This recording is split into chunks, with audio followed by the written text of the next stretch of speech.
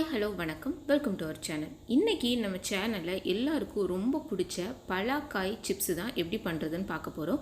இந்த காய் கிடச்சிதுன்னா கண்டிப்பாக இதை செஞ்சு பாருங்கள். பலாக்காயிலையும் பலாப்பழத்துலேயும் எக்கச்சக்கமான ரெசிபி பண்ணலாம், அவ்வளோ டேஸ்டியாக இருக்கும். ஸோ பலாப்பழத்தை வச்சு சூப்பரான ரெசிபி ஒன்று ஆல்ரெடி நம்ம சேனலில் போட்டிருந்தோம். அதோட லிங்க்கை நான் டிஸ்கிரிப்ஷன் பாக்ஸில் கொடுக்குறேன், தேவைப்பட்ட செக் அவுட் பண்ணிக்கோங்க.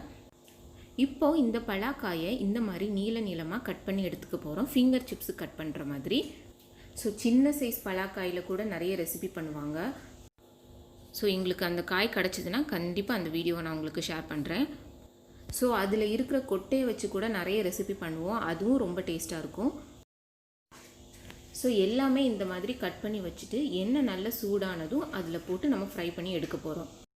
இன்றைக்கி கொஞ்சம் வித்தியாசமாக அவுட்டோரில் வச்சு தான் இந்த ரெசிபி பண்ணிகிட்ருக்கோம். பாருங்கள், நல்லா ஃப்ரை ஆகிட்டு வருது, நல்லா கிளறி விட்டுக்கோங்க. ஸோ நாங்கள் அப்பப்போ இந்த மாதிரி அவுட்டோரில் குக் பண்ணுவோம். உங்களுக்கு அந்த மாதிரி எக்ஸ்பீரியன்ஸ் இருக்கான்னு எங்களுக்கு கமெண்ட் செக்ஷனில் சொல்லுங்கள். ஸோ நீங்கள் கேஸ் அடுப்பில் ரெடி பண்ணுறீங்க அப்படின்னா சிம்மில் வச்சே ரெடி பண்ணுங்கள்.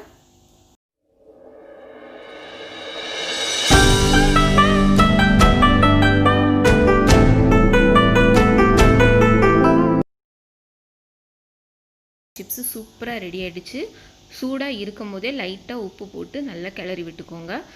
ரொம்ப சிம்பிள், அதே நேரத்தில் ரொம்ப டேஸ்டியான ரெசிபி இது. ஸோ காரத்துக்காக நான் இப்போ மிளகுத்தூள் சேர்த்துருக்கிறேன், நீங்கள் மிளகாத்தூள் கூட சேர்த்துக்கலாம். ஸோ அதோட சத்தத்தை பாருங்கள் எவ்வளோ கிறிஸ்பியாக ரெடியாக இருக்குன்னு.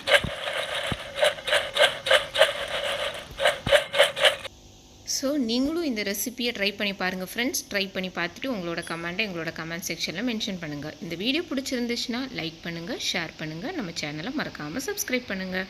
தேங்க்யூ ஃபார் வாட்சிங்.